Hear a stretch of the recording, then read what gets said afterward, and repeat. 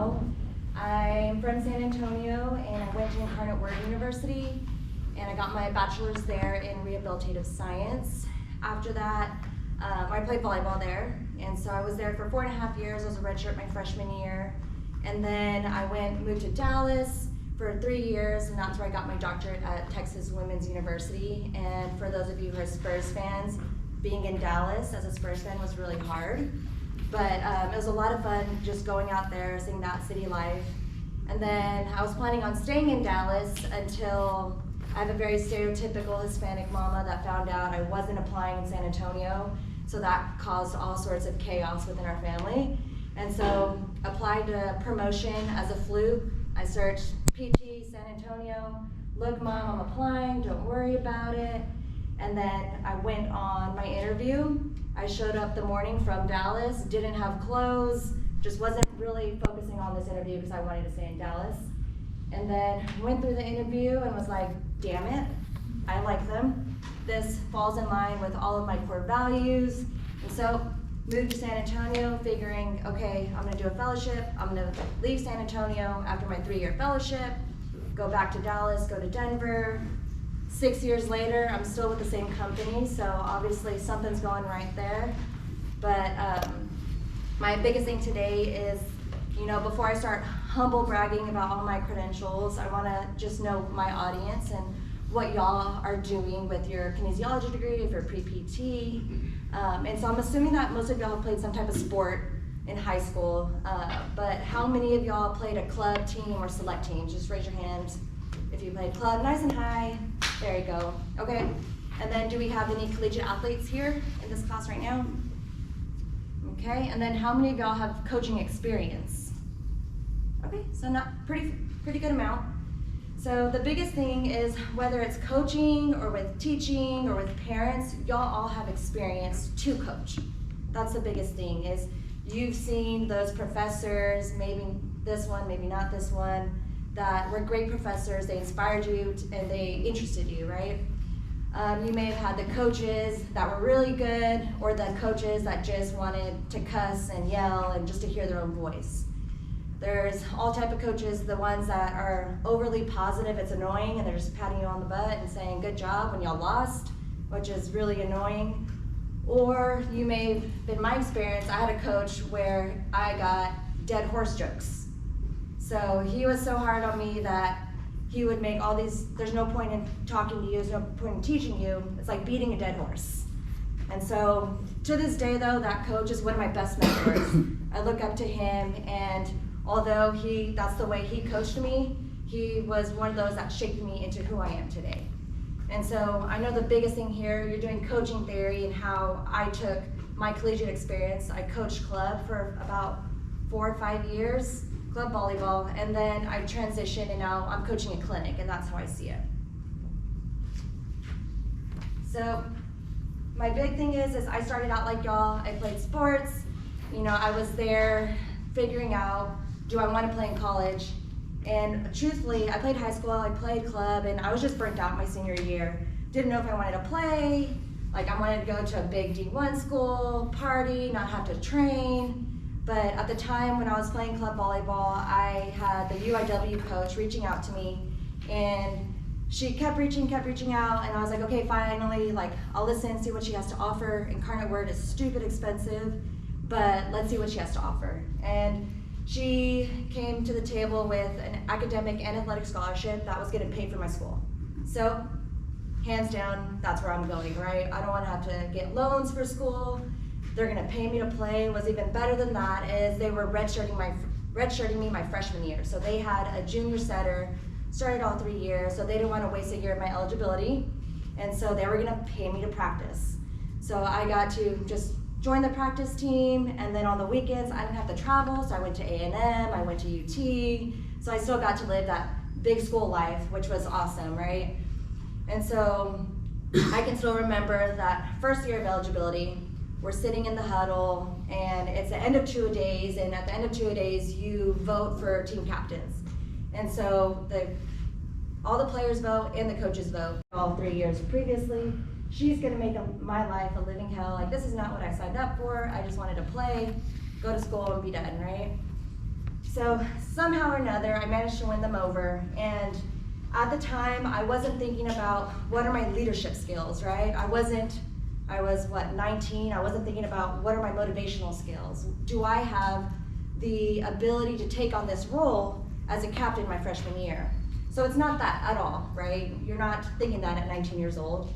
All you're thinking about, hey, I'm grinding, every day I'm coming in, working my tail off to prove that you need me on the court, right? So it's that competitive nature that I think helped me stand out. And so it's one of those things that I didn't even think about any of this until Professor Neal was at my clinic. Kendall was out one day, and then we're having a conversation. And he asked me, hey, would you like to come speak to my class? And I'm thinking, I went to Incarnate Word, so I'm thinking like 10 people, right? And I'm like, oh, no, it's okay. I hate public speaking. Thanks, but no thanks. And then, 5 minutes later, y'all know him by now. He's trying to persuade me. I'm like, oh, okay, I'll think about it. And then it's kind of like a forced, okay, you're gonna talk to my class. It's this day. Here we go. This is what's going on. It doesn't even tell me what I'm talking about. And I'm like, okay, it's gonna be great. So it wasn't until that point that I had to stop and actually reflect, right? Like, what makes me worthy of your time? What sets me apart? What did I do differently to stand out in the crowd, right? So, because if you think about it, I don't know if y'all have noticed, but I am 5'3" with shoes on. And if you don't know volleyball, you want your setter to be 5'10", 6 foot, and you want them to be lefty, and I am neither of those things, right? And it's one of those things where, what did I do to set myself apart? So in college, how did I convince a collegiate coach to pay for my education and to put me as captain all 4 years, right? In my doctorate program, how did I convince them in my interviews to accept me into their doctoral program, right? And at the time, Texas Women was one of the top ones. It was super challenging to get into. And then after that, got my doctorate. How did I convince on my interviews for work, hey, hire me. I know what I'm doing. My first year goals, when they asked me, I was like, I don't want to kill a patient. And they're like, oh, you're an orthopedic physical therapist. Your patients are healthy. I was like, yeah, I know. That's still my goal, So how did I convince these people in my interview when I'm saying that? And then after that, how did I convince my owners to let me run a clinic and not burn it down? And so it's just one of those things where reflecting on what set me apart. So I think after thinking about it, it was one of those things where it's my competitive mentality, it's my athlete mentality, it's that coaching mentality that people can always see in me when I don't see it in myself. And that's what I feel like I get the cool opportunity to take that into my clinic. And so today, my goal for you is to talk to you about how I use my coaching theory into the clinic that I run today.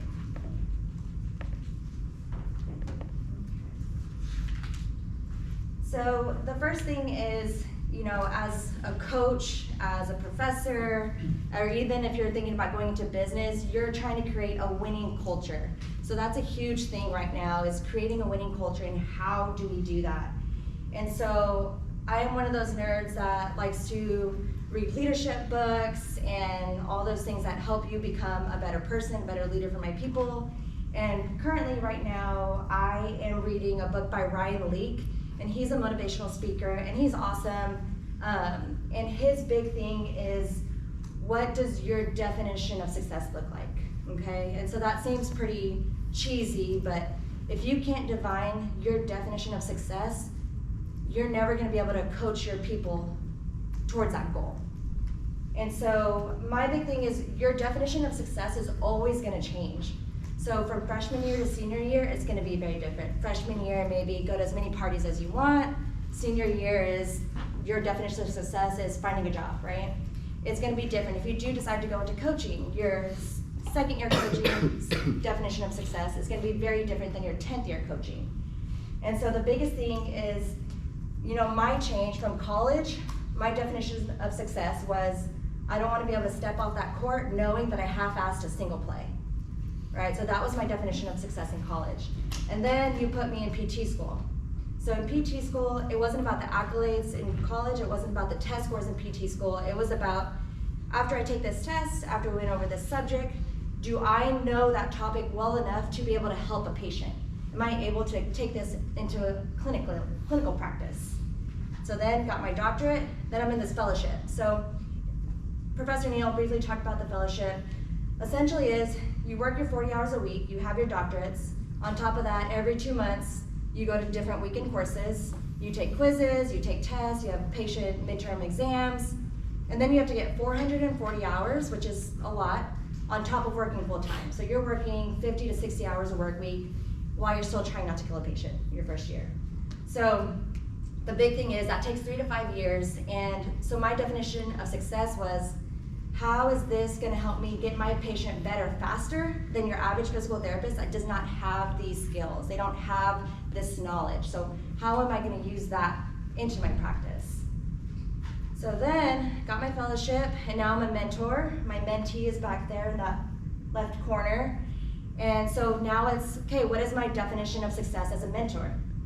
Well, you can ask her, my definition of success is, how do I challenge her each and every day, push her past her comfort zone, even when she doesn't want to practice these difficult skills to be better? How is she gonna make that patient better that has been through 3 different physical therapy clinics and is still plateaued, right? They're still having pain. How am I gonna push her to make that patient better? So then, as a mentor now, as a clinical director, so this is all within a span of 6 years, my definition has changed. So as a clinical director, what is my definition of success? Is it, we're profitable, we make all the money, I get a nice bonus that I can pay off my loans with? Is it, I have 10 people in my clinic?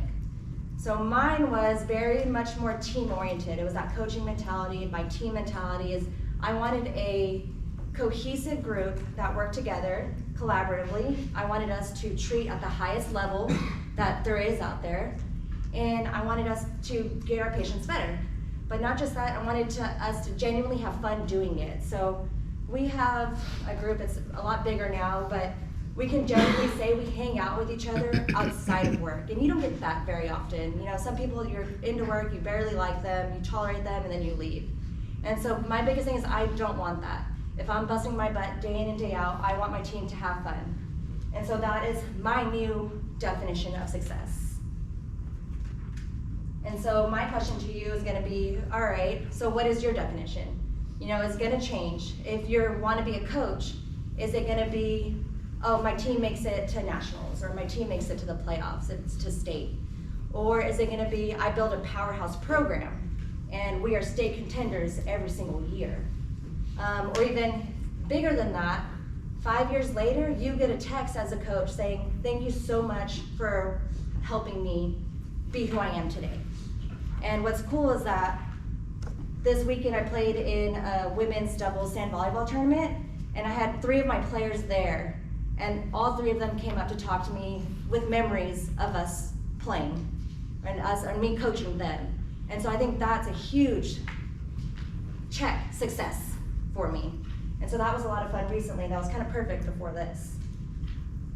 And so my question to you is, think about stuff like that. I know right now, I don't know what years y'all are in, but think about what your definition of success, because yeah, you have this cheesy, idealistic, this is my goal, but then how do you achieve that? And so for me, this is where I failed as a clinical director, is setting clear expectations. So I have this big, this is what I want a team that we have fun and we're great. But I failed them my first couple of months as a clinical director by not setting clear expectations. And this comes, if you're athletes, you know, the expectation of, if you're not 15 minutes early, you're late. You know, you have to do all these drills before practice. I expect you to stay late to do these extra drills before practice. And so it's one of those things where setting these clear expectations, and I don't know if any of y'all heard of Brene Brown. She's another author, and her quote is, being clear is kind. You have to let people know what you want. And this is in relationships, right? I get in trouble by my fiance saying, you didn't even tell me you wanted that. You said it in your head, you know? So it's one of those things, is being clear is kind. Let your coworkers, let your athletes know, this is my expectation of you. And so when I started, I did not let Kendall, Trent, and our other staff members know that, hey, every week I expect you to do this. Because then when they did it, I couldn't reward them. right? And then when they don't do it, I couldn't correct them. And so it's one of those things where, you know, my first 6 months, we weren't meeting our weekly goals, we weren't meeting our monthly goals, and I couldn't figure out why. I was like, everyone's busting their butt, I see it, but what aren't we doing, or what are we doing too much of, right? And so that's one of the biggest things, is making sure that you set those clear expectations in order to track your progress, right? So now we have our definition of success, our clear expectations is how we're gonna get there, but now, how do you get your team to trust you that this is what's gonna help us win the games, right? How do you get your athletes to trust you as a coach? These drills are gonna prepare you for, in volleyball, it's you're down 21-23, but you can still come back, right? So trust is huge, and I told you, leadership nerd. I went to a global leadership summit, and so what that is, it's 3 days of a bunch of random speakers. We had the CEO for huge companies, we had motivational speakers, we had athletes just all over, and one of their big things was your team won't care about your mission unless you care about the team. And so that's where trust comes, right? Your coach can nag and nag and nag at you, and it's gonna go in one ear, out the other, unless you know that they're nagging because they want you to get better, right? And so the big thing about this is, how do you build trust, right? Trust isn't given, it's earned. And the big thing for me is 3 different things. It's being transparent. I think that's huge. The second one is being consistent. And then the last one is you gotta love on your people, right? So if we talk about transparency, to me, I am very, very open with my team about my failings and my struggles. So I will easily say, hey, I failed you, I didn't get you this information so you couldn't complete your task. Or, hey, I'm struggling right now with this patient. I'm the clinical director, I'm the fellow, and there's patients I cannot get better, and I'm struggling with this, I need your help. And so this transparency with my team has created a huge open environment, because if you're a coach and there's drama going on, you wanna know about it, right? You wanna nip it in the butt, and you don't wanna just let it linger, and then when y'all need to be peak at the season, you're crashing, right? You want your athletes to come to you with their issues so you can settle them. And that's my biggest thing. If you're not transparent with them, they're never gonna come and talk to you, and you're not gonna have that team-oriented mindset. And then consistency. So being consistent, you need that in sports, right? You don't want your field goal kicker to be 1 of 10, but they can make that 50-yard field goal. You don't want your setter to be all over the place. Oh yeah, they have a high vertical, but you want them to put it in the right location, at the right tempo, at the right time. And so the biggest thing is, how are you consistent with your team? And so this is, you have to think about it as more of accountability. So you have to be consistent at holding your team members accountable. So for me, this is, hey, I need these stats. Hey, I need you to make sure you're doing this manual technique with every single patient, every single session. And so that consistency is a matter of these drills over and over and over again. These fundamentals is what makes you be able to perform this on the court without even second guessing. It becomes natural. On top of that, love on your people. That sounds pretty cheesy, but you can ask Kendall. I love on my people all the time. I show them that I am appreciative for how hard they're working. They make your job easier. If you have the bad news bears, it's gonna be hard to coach a team, right? But you have to show your appreciation to your athletes that, hey, you're busting your butt. You have to acknowledge that you see their hard work, because that's just gonna feed into everyone's trying to get better. And so loving your people, for me, that's taking tacos in the morning, that's pizza on Fridays, that's, hey, we're not gonna practice and we're not gonna work, we're gonna carve pumpkins this month. Just love and show that appreciation, and find whatever works for them and whatever works for you. You're not trying to adopt someone else's style, you love them and how you know how. So now, you know, we have our big picture, we have our definition of success, we have our clear expectations on how we're gonna get it done. I built my trust with my team, everything's happy, go lucky, until it's not, right? There's always gonna be that hiccup in the season or that changing time at work where you're gonna be stressed. And the biggest thing for me as a leader is not letting that stress bleed into my team. And so I'm very guilty of this. Just recently, not too long ago, is we had a lot of change going on. We have a very close-knit team, and we lost one of our team members, not like he died, but he went to a different different part of physical therapy that makes a little bit more money with that stressor. And so it was a big hit for us. Like, we are a close 8-man crew. And so it felt like, oh my gosh, you know, we broke up with him type of thing. And so it was one of those things where that was happening. We were transitioning our patient coordinator out. I was onboarding a new patient coordinator, and that position is horrible. They have to deal with insurance all the time. At the same time, we're onboarding a new PT who treats very differently than we do. And so it was just a bunch of moving parts. On top of that, I was treating way past my capacity. So needless to say, was overloaded, right? My system was overloaded and I was stressed.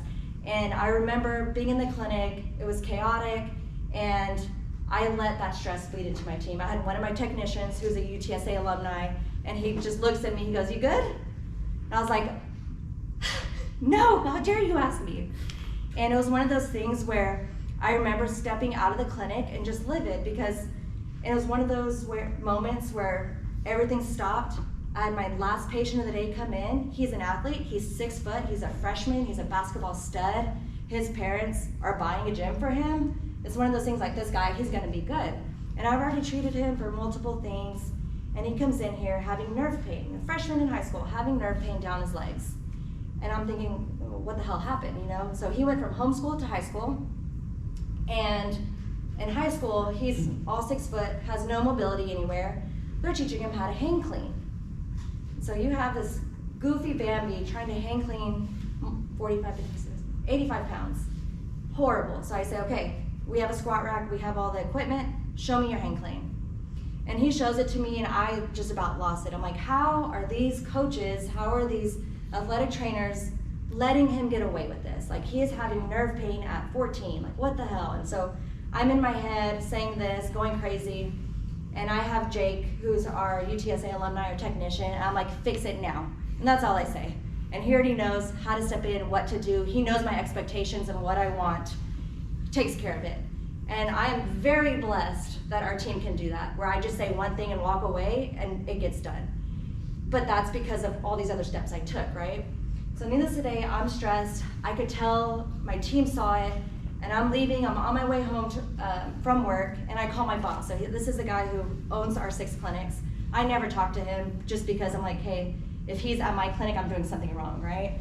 And so I never ever talk to him, and I call him, and it's Friday, it's 6:30, and I'm like, Justin. And you can hear it in his voice. He's like, what the hell is happening? You don't call me ever. Like, what's going on? And I'm like, Justin, I am tired of athletes coming in here and getting hurt. I was like, you know this patient, I'm over it, like it's ridiculous. I wanna do weight room Wednesday. And he's like, okay, great. Like, Danielle, what are you talking about? I was like, I wanna do weight room Wednesday. And then I go off on this passion project of mine. So that was my way of fixing my stress, is I gotta remember my passion and why I'm doing this. What called me into this in the first place, and that was treating athletes. And so it's there, 6:30, I'm talking to him on the phone, he's on the way home from work, and I'm going off on this weight room Wednesday. This is my passion project. This is what I want to do. And I need you to help me get this done. So this is the boss that I never talked to. And he's like, all right, I'm in. Let's do it. So then I called Jake, our technician. Jake, what are you doing? And same fear in his voice. I'm driving on my way home. What's wrong? Like, what happened? Same fear. And I was like, I want to do weight room Wednesday. I'm tired of this. Are you in? And he's like, hell yeah, man. Like, let's do this, right? And so it went from turning this stressor, I hate this point, it's not growing, like we're doing so well because we set all these goals, we set these clear expectations, we are growing our clinic, now we don't know where to put all these patients, how are we gonna do this? But hey, slow down, pump the brakes, why are you doing this? What are you passionate about? And that's my way, and that's what we're doing right now, is we're trying to create a program where we're gonna feed all this information into different club teams that we are connected with, into hopefully the high school teams, to try to get these athletes in here. They come in, there's PTs there, they do a mobility assessment, you get this cool little card that says promotion physical therapy, that says this is what you suck at, you have horrible hip mobility, you have horrible ankle mobility, and this is how we're gonna help you. So they get this card, they get this one-on-one PT assessment, then they go over to this different section, and then they are working with our technicians to do all these mobility things and improve their mobility. Then after that, they get to work one-on-one with Jake, And they get to have this private lesson of how do you do this Olympic lift, how do you do this power lift to help prevent injury and enhance performance. So that's something that, you know, we're trying to get off the ground, and I'm super excited about. But that's the biggest thing is, you know, at the end of the day, you're gonna be stressed as a coach. You're gonna walk off the field, you're gonna walk off the court, and you're gonna think to yourself, is this worth it, right? Why am I spending 14-hour days, teaching in the morning, coaching in the evening, waiting for my athletes to go home? It's 10:30, I don't get home till 11, right? Just the other day, we were walking out of the clinic together, and we're setting the alarm, and I said, who decided that I wanted to be in charge? Like, who made this decision for me, right? And it's just one of those, you're gonna hit that point where you don't know if it's worth it, and that's what you gotta go back to. You gotta go back to that, why am I here, right? And so for a lot of the coaches, and I have plenty of collegiate athlete teammates that are now coaches. My sister's a head coach, my best friend's a head coach at Sotomayor Volleyball, my sister's at Lanier Basketball. So a lot of coaching friends and family members, and it's one of those things where you get into it for the service aspect of things, right? You are there to serve your athlete, to give them what you didn't have, or give them what you got the pleasure of having as a previous coach on your side of the team, right? You get to serve their parents, being that coach that goes the extra effort for their kid. You get to serve the community. You know, you're building a program. It's not just, I want to win this one game. And so that's my biggest thing, and that's how I turn my competitive athlete mentality into coaching now. So I have my team, my clinic, and our goal is I want to make impactful difference in the lives of not just my patients, I want to make them into my coworkers and just our community. I want to be that person you want to send your kid to. I want to be that person where you're hurting. Oh, I know somebody, you have to go see Danielle. And so that's the biggest thing is, if you can take anything out of this, it's remember why you're doing it and know there's a bigger purpose. It's not just, I like this sport, I want to coach.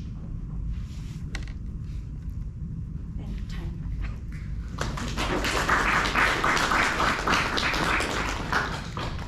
Questions, thoughts? Yeah. In this class, we were going over John Wood, and Okay. You were saying your definition of success is like changing and whatnot. In this book, and not to discredit yours, it's just no, go like for it. comparing the two, Yeah. and just what's your opinion about it. His definition of success is just very focused on being the best version of yourself. Yep. It more, I guess, like he's just being very broad with it. Yeah. But what's your opinion on it? Have you read this book? I have not read this book. I have a list of books, and I have a bunch of books that are still on my list, and I'm gonna have to add that one now. So that is perfect, the better version of yourself. So if you go back to all my different definitions of success, I was collegiate athlete, that was my identity. Yeah. So my version of being the best version of myself was, I don't wanna half-ass any single play, right? And then my version of success, be the best version of myself as a PT student, I wanna learn the topic. I wanna know everything about it and how I can help that. So that was the best version of myself at that time. Yeah. And so that same exact conference, or that same exact idea of the best version of yourself, but your identity is gonna continue to change. And so your identity at that time, what is the best version of that? Yeah. So I love that.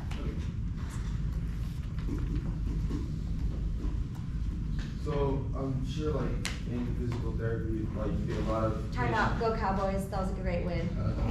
Okay, go for it. But I'm sure like you deal with like a lot of patients who have like a severe, especially like in high school, like if there's ACL, you're done for the rest of your life, you know? And so I feel like right now we're kind of talking about mindset. Yep. So I feel like injuries like that kind of put you in a fixed mindset. So how would you coach Yep. somebody from a mindset like that into growing, being like no recovery is possible? Yeah. Absolutely. So I have two, with that question, I have two patients that come to mind, both female athletes. One of them, I got her as a freshman, she tore her ACL. And she was this tall, like just meaty girl. She was gonna go far in soccer. Tore her ACL as a freshman. Luckily with her, she was so competitive, I didn't have to push her, right? If anything, I understood where she was coming from, and I knew the downfalls of being overly competitive, right? Of progressing too fast versus having to push someone a little bit more. And so for her, rehabbed her freshman year, made, or it was like 8th grade year going to freshman year, and then she made varsity as a freshman. And so I know previously it was, oh, ACL, you're done for it, right? Well, unfortunately, her doc told her it's not a matter of if you're gonna tear your other one, it's a matter of when. And so that was just based off anatomy. And as a freshman girl, you're like, are you kidding me? Like, that's not gonna happen. Sure enough, she tore her other one. And so she tore it her junior year, and she was already getting looked at by scouts. And so it was one of those things where, hey, you already rehabbed it once, you know what to do, you know how to make it, you know how to fix your mistakes that first time. Let's get you back. This is our goal. This is what we have to do in order to reach that goal. You're gonna play in college. And that's all it is. It's not a question, it's a statement. You're gonna play in college, but you have to decide if you wanna do the work, right? And so that's one of them. And then my other one, who she tore, same thing, tore her right ACL. I rehabbed it. She's ended up going to play at the club soccer team at A&M, and then tore her other ACL. Hers was overtraining. And so same concept is you have to know how to reel your people back, and I'm not gonna blame her PT over there. It wasn't me, and I'm very protective over my babies. But it was one of those things where there was a lot of goals that they didn't meet. They thought, oh, it's okay, it's good enough, right? No, you gotta get that fundamentals down. And so the biggest thing is when you treat those type of people, you have to know what kind of athlete, what kind of mindset are they in? Are they in the mindset that they're done forever? And you have to coach them to remember, no, like you still have this ability. Here's all the evidence that proves that you're gonna be able to go back to play. Or is it the opposite mindset? Is their mindset, they're gonna go too hard, too fast, and they're gonna re-tear, right? And so it's figuring out your patient, building that rapport with your athlete, with your patient, and knowing, okay, what mindset are they in? Today, and with emotional girls in high school, you never know what mindset you're getting, just in case you didn't know. So some days you are pushing them to be better, other days you are their therapist, and the next day you're trying to reel them back in. So it's one of those things that every day you have to realize what mindset the other person is in.